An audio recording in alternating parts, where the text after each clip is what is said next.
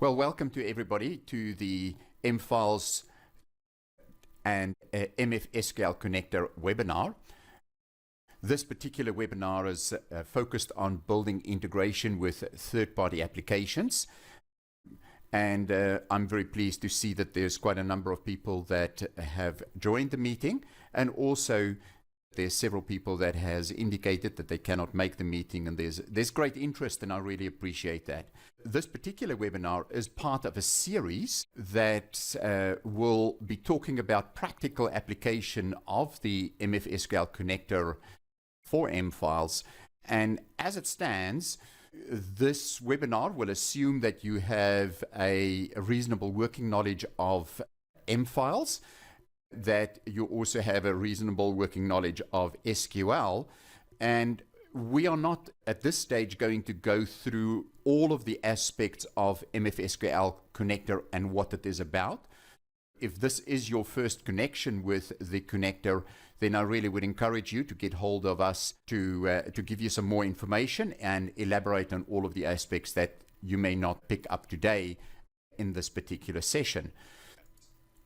My name is Leroux Sillier, and I will actually be taking you through a practical demonstration of the way that MFSQL Connector can be used to start to build integrations between MFiles and a third-party application. Just as a bit of housekeeping, a recording will be available via our Laminin Solutions website, and I will send out the link to everybody so that you can get that and that you can review the recording again if you would like to do so.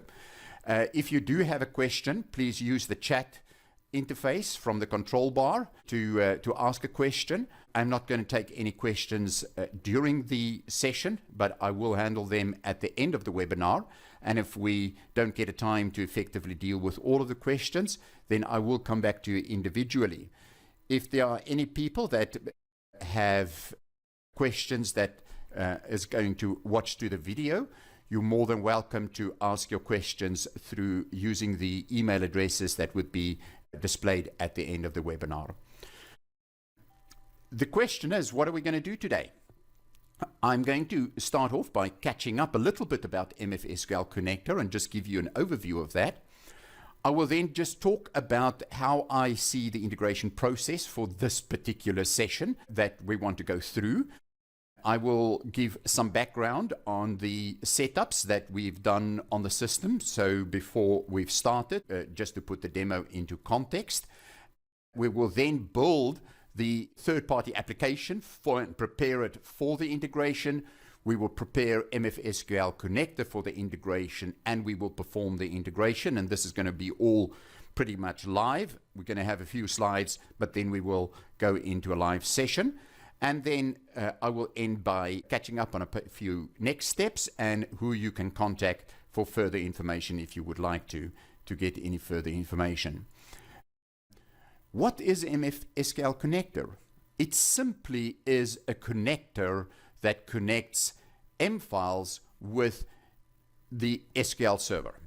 And it uses a wrapper, which we built, around the MFiles APIs that allows for two-way communication between MFiles and SQL. So that means that you can get information from MFiles into SQL and from SQL into MFiles using the wrapper.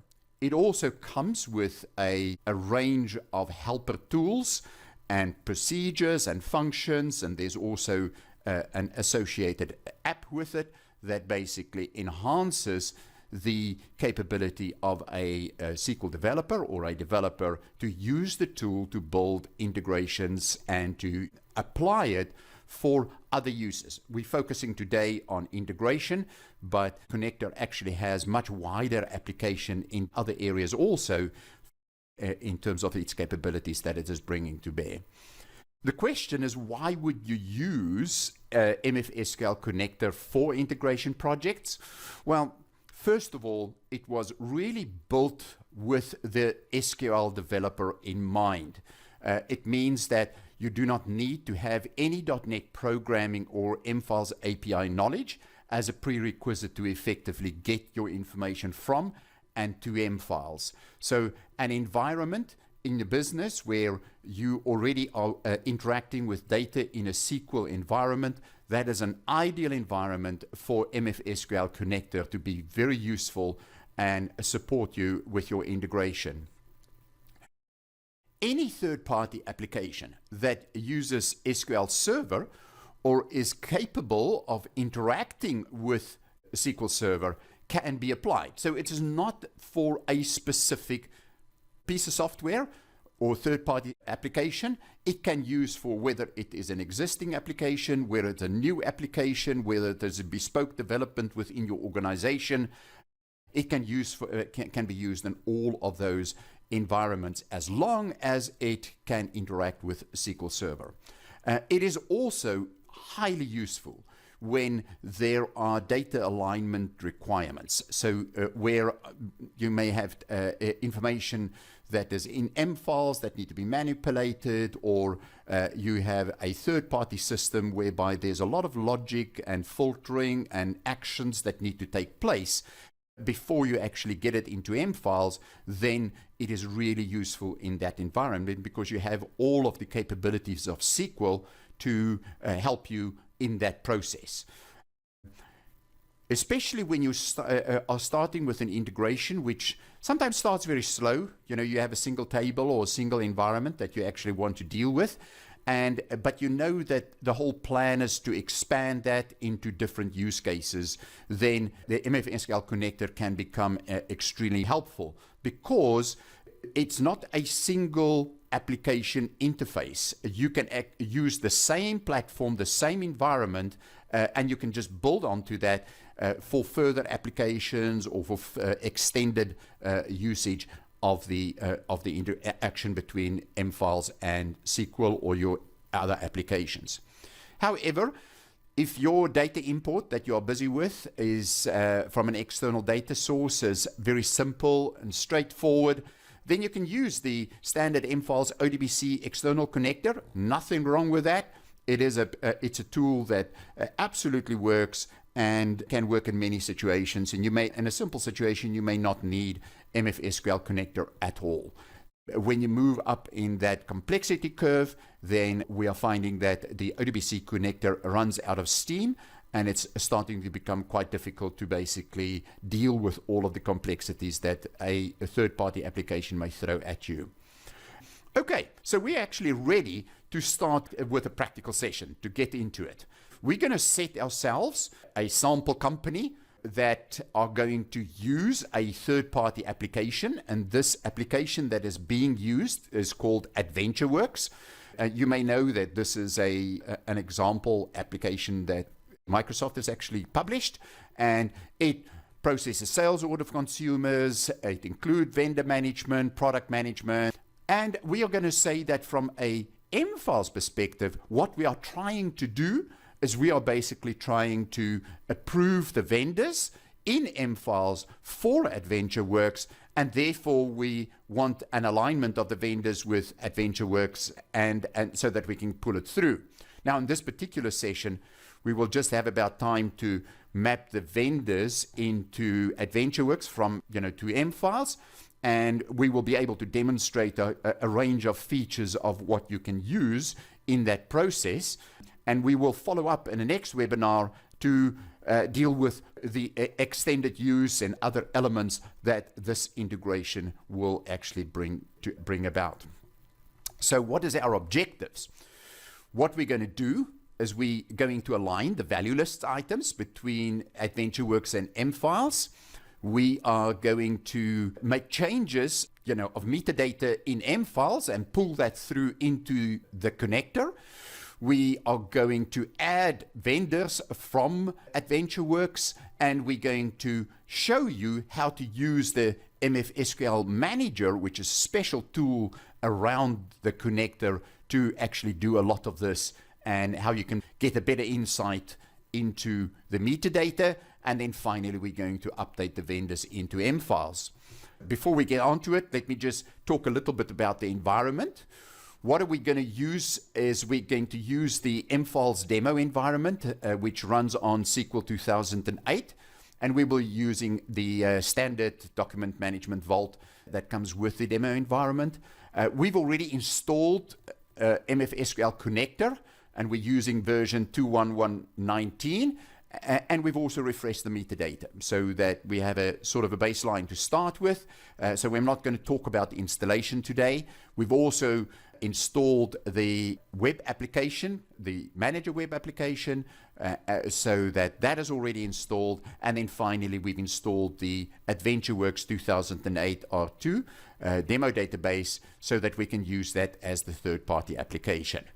Now, when you start with an integration project, you are usually faced with a pretty complex schema of that application that you need to deal with. What I'm showing you here, I'm not intending you to actually see the detail of it, but really AdventureWorks in itself, although it's a simple application, already have a huge number of connections, databases, tables, and very often, or mostly, those structures are very different to the structures in MFiles. So you are largely faced with bringing those structures together and reconciling the issues between them.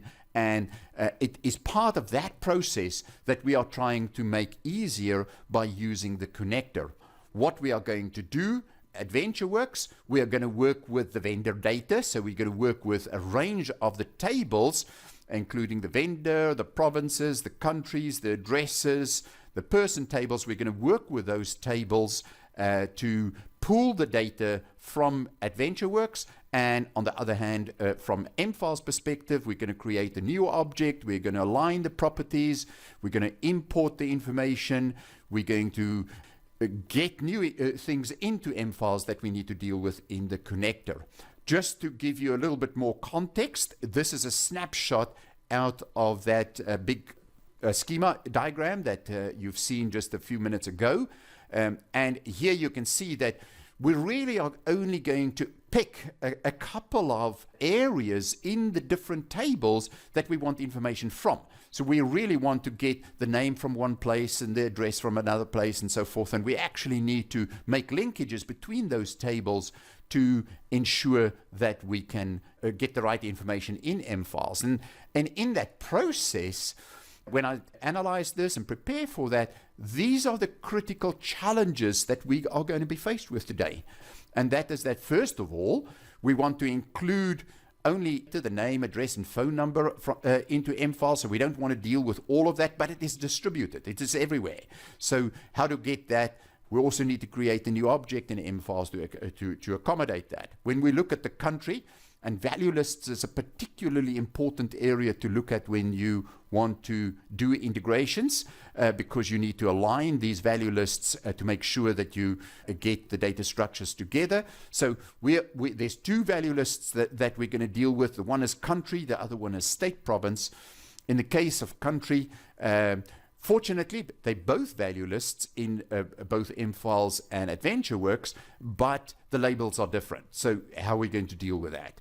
In the state province, we find that in MFiles it's a text property, and it's a lookup in AdventureWorks. So we need to convert the information in MFiles to a lookup so that we can work with it. And by the way, it is already being used in customers. So we need to take that into account in the whole transition. And then we're going to make some changes in MFiles that we need to synchronize, and then we need to want to bring the data, but only some data, through in the process. Let's start with a demo. So let me get my demo system across. Let me take you a little bit through the setups. In SQL, we have added the AdventureWorks. It comes with a range of tables, procedures, and so forth. As an example, we've also created a database for the MFSQL, and that with a sample vault. And on installation, it installs a range of tables that houses the metadata and deals with the infrastructure. And also it has a range of procedures and functions that are being used in the system. Now, but what we've also done is we've installed the manager, and this manager is an application that has been developed in code on time, and it is specifically geared towards the person that is, or the developers that is busy creating the application. It's not the end user application. You can use code on time to do also an integration with the SQL database, and that will give a user interface for the user into the same tables. But this is not what that is. This is geared towards helping the developer to understand the metadata better and to work with it and to execute transactions. We're going to use this extensively in the process. And then the standard MFile stuff, we have the sample vault and we have the administrator. So we're going to work with all of that in the process. Now, to help me a little bit, I've just created a few scripts that would avoid me having to type a lot of stuff. So what I'm going to do is I'm just going to use these scripts to go through it. And we're going to start off by reviewing the AdventureWorks tables. And what I've done is I've built a select statement to pull out the information that we would like to have. You can see from this that we have a combined statement that connects the purchases, and it goes through the entity database. I'm not going to bother you with the structure of AdventureWorks because that's not what really is important. What is important is basically that we are targeting data in an external system, different structure that we want to identify and work through. So what we're going to do is we want to take in the name, the account address details, and what you can see here is that we have state, province, we have a code, and in the country we have United States as a country, and then from here onwards I've just used the asterisks to basically give further information about the table so that one can analyze it, and that's the way that we do it. But let's look a little bit deeper into individual tables to get a sense for it. In this case, for instance, in the vendor, we only are interested in the account number and the name. That's all that we want to bring in from there.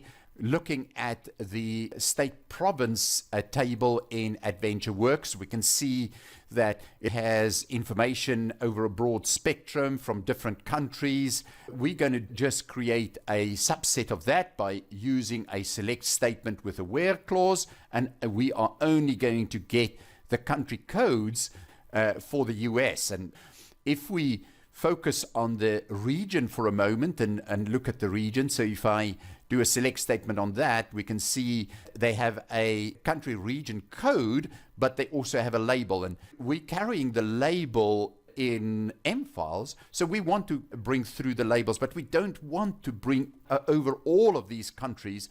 What we want to do is we only want to bring through the countries that is specific to the vendor. So there you can see I'm binding it with the vendors, creating a statement through the tables so that we can determine which country are being used by the vendors that we want to bring in. And in fact, it's only United States.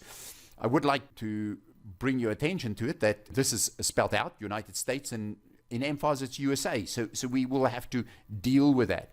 Now that we've got our mind around the data and the preparation of the data from the external system, what we now can do is to explore a little bit M files, and we're going to do this looking at the data in SQL that comes from M files. So first of all, this is where the manager comes so handy in.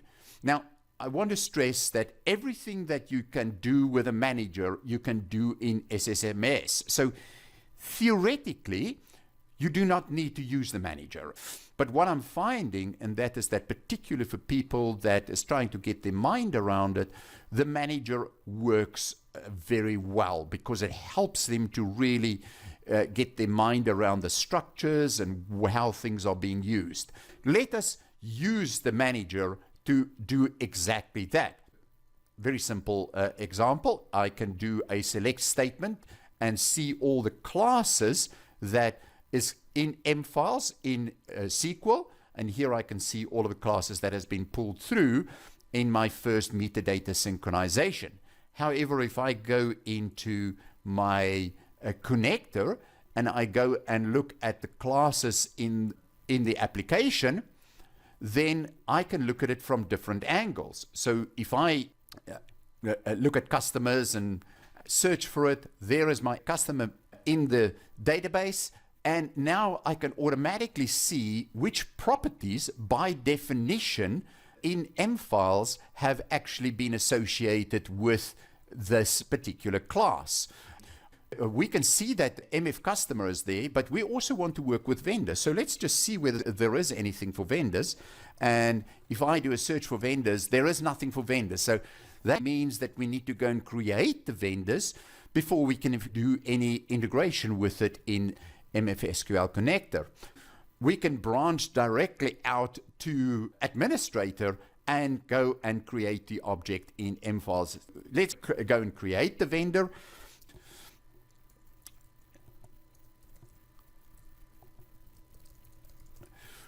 So I think that's all that I need to do there, and that created the vendor there. And let's quickly go and create the properties for it. So if I go into the properties, we said that we want to have the address on the properties, and we want the city, we want the country, and that is already a lookup, so we can use that. The state province, we don't want to use state province because this is a text, so I'm not going to use that property. We want to also bring it through the zip code. So, okay, so that's fine. And let's say we want to also create a new property called account number to bring through the account number. That's a text field. So let's add that. Let's add a new state, a province, which is a lookup. You'll know as good as I know that you cannot actually change a property type. You need to transition it from one to the other. We need to take the information from the text field, create a value list, and then transfer the text information to the value list where we are working with existing classes. We can just create that. So let's just complete that task. That looks all fine. I'm not going to bother at this stage with workflow. There we have our new object. Now, the important thing to note in that is that this will not yet be in SQL because we still need to synchronize what we have done into SQL because it doesn't pull it through. Now, this stresses how we thought about the design. Instead of doing things automatically, we wanted to give control to the developer so that they can execute certain functions and procedures when they are ready to do that rather than do it automatically. When you get to a stage in your development where you want these things to take place in the background automatically, you can just schedule, call, or build those elements into your SQL procedures because you can call these procedures from any other procedure so that you can automate these processes. But at the moment, these core processes are all very much under the control of the developer to do what he needs to do.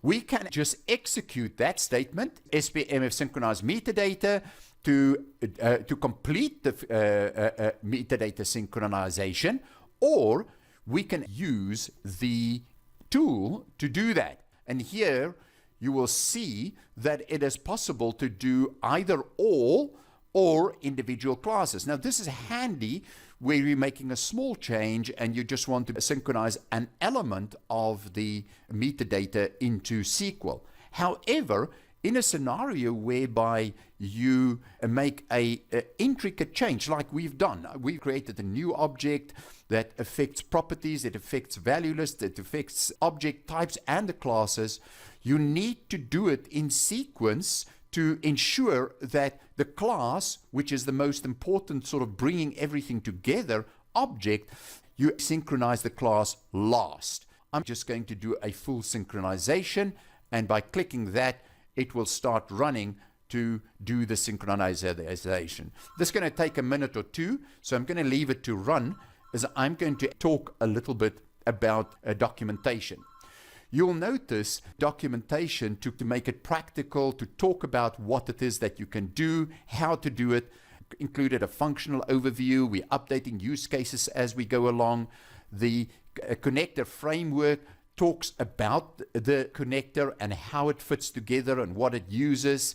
The use the connector has all of the guidance in terms of how to use it. And if I go into working with metadata, which is the area that we've just been working with here, synchronization, here we give an outline in terms of what happens with a synchronization, when to call the different elements of it, when to use drop and update metadata as a whole. We've given some practical examples, give you an explanation of what needs to take place. And I think our synchronization has been successful and has gone through.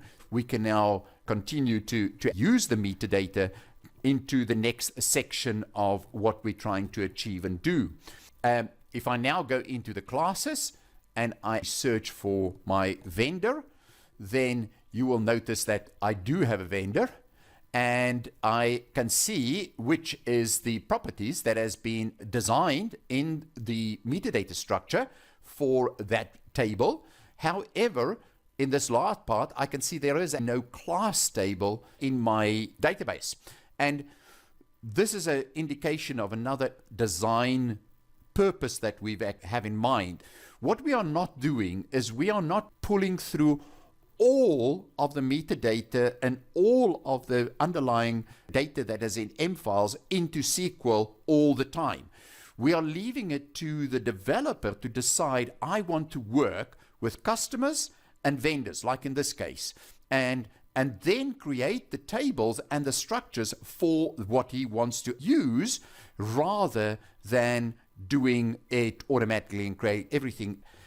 That when I create now the vendor table, I can just execute that statement, execute create table to create the vendor class table, or I can use the manager, and as I click on my manager, I go to my actions, and I can say create class table, and now that table has been created in the system. However, I also know that I want to create customers, so I'm just going to create customers also while we're at it, and then I know that we have created both of the tables that we need to have. If I take that filter away, then you'll see that on the top of the list, it tells us these two tables have now been included in my app, and I can start to use it. And if I go and look here at the bottom, I will see a class table that has been created for that object. However, again, if I go back to my SSMS and I go and do a select statement on that table, then you'll see that that table has been created, but it doesn't have any records. I don't expect any records because we are going to put the records into the vendor. But when I look at the customer, I don't see any records for the customer, and because I have not yet pulled that. And now we get to the next key statement in the connector, and that is SPMF update table, which has a whole range of variants and filters and methods associated with it. So I would encourage you to go to the documentation to explore it. What we can do is we can execute this, and by the way, just to have fun, we're going to do it from here instead of doing it through using the manager. Let me do that. And there we are. It has updated all of the information from M files into SQL into this table. And we have our 15 records that is in the sample vault. If you just for a moment contemplate the effort that you would have taken to just get to this point, to have a table in SQL that had the right structure, that the right formats, the right data types, and also have written all the .NET code to pull that information from M files, then that would have been a considerable feat. So we're going to go on with our objective, and our next objective is to align the countries, because we know now that we now have the classes. We now need to start to prepare the data for the integration process, and what we need to do first is to sort out the value lists. So let's go and explore value lists a little bit in the tool. and I go and have a look at value lists, and we put country in there, then I can see, there is a value list country, and it has these values. I can see that it has US instead of United States. That means that I need to do something about this to align the data, because in the future, I actually want to use the name of the country as the correlation with the value list that we have in AdventureWorks. So we need to make that change in this table to make it work. And again, the connector has the capability of working with the value list items from SQL into M files.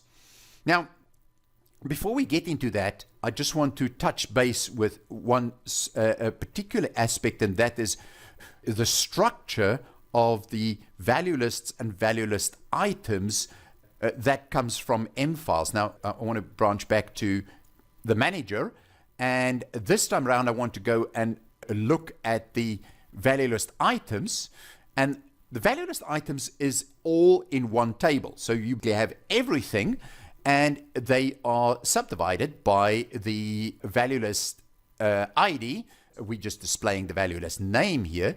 I can subdivide this list by looking at just the countries, and here I have exactly the same thing that I've had in the past. So by combining the value list items and the value lists, I can do a query to just gives me the country codes that I want to work with.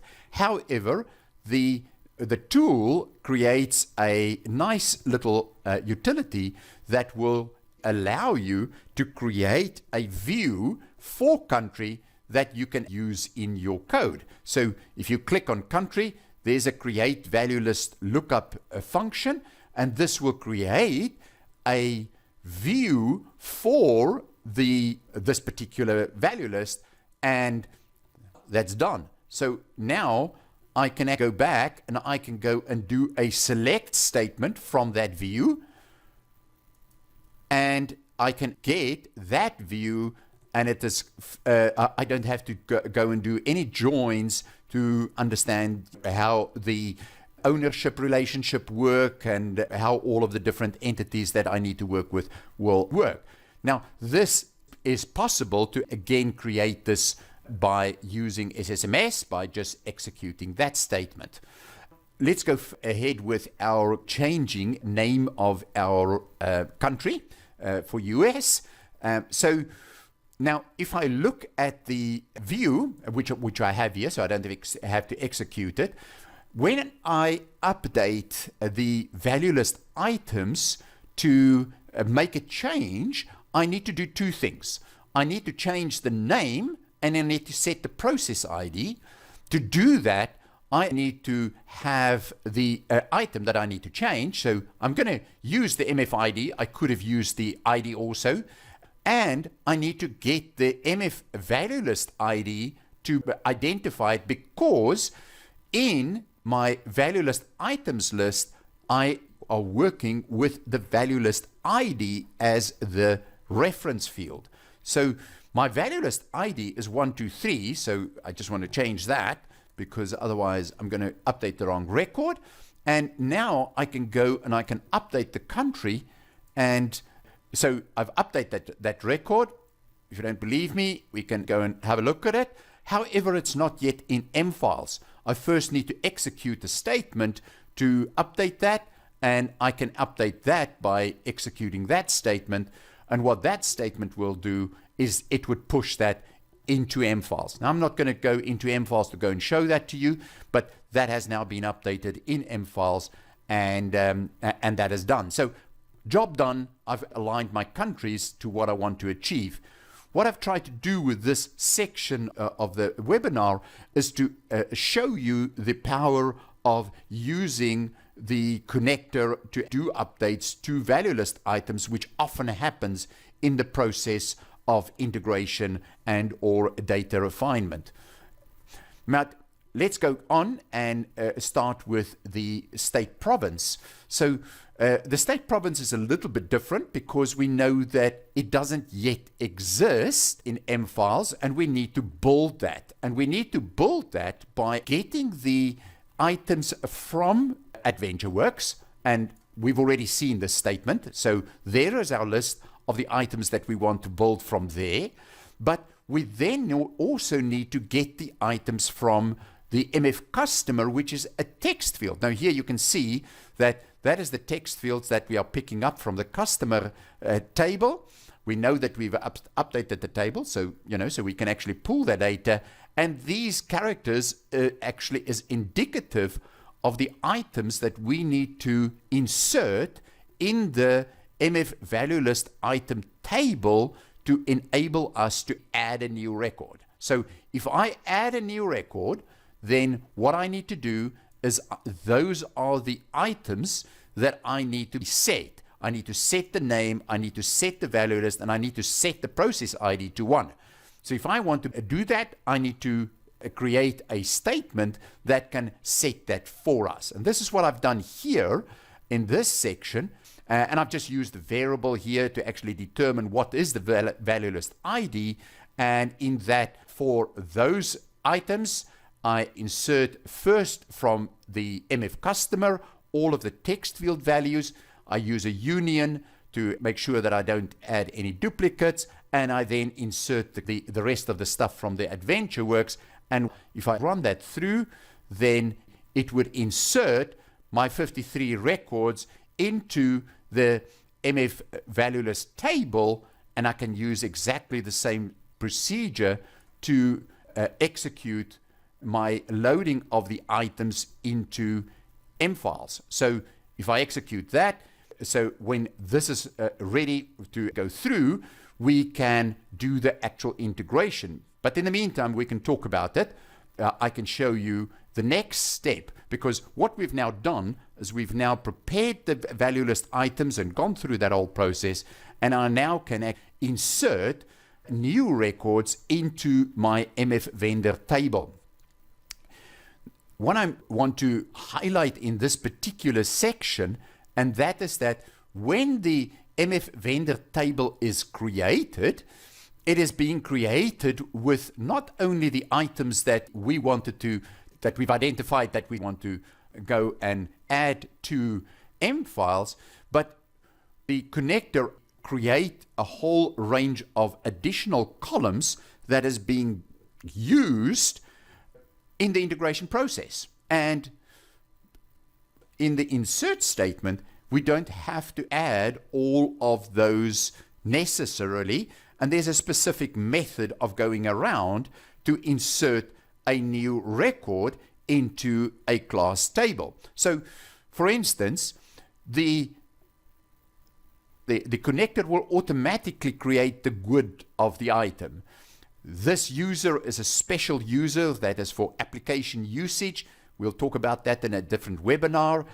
We're going to insert the account name, the address one. Those are all easy ones. But then we get to the lookups, the class ID. So when we look at the class ID, the country ID, the state province ID, when you insert a record, you never need to insert the label. So you don't have to search for it and look it up. All that you want to do is you want to search the ID of the item, and this is the MF ID, so it's the ID and M files that you basically need to insert there.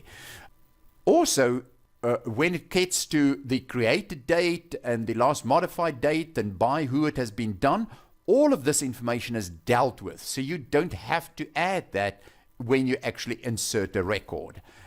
A single file, this indicates whether the object is single or multi-file. You don't have to deal with that.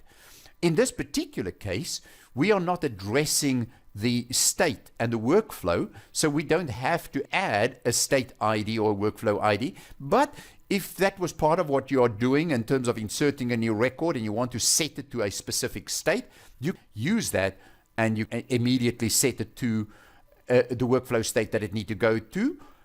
Or you can apply the M files rules. So if it has been set in M files to go to a specific workflow on the first record, then those rules will apply. You don't have to set it here to effectively make it work.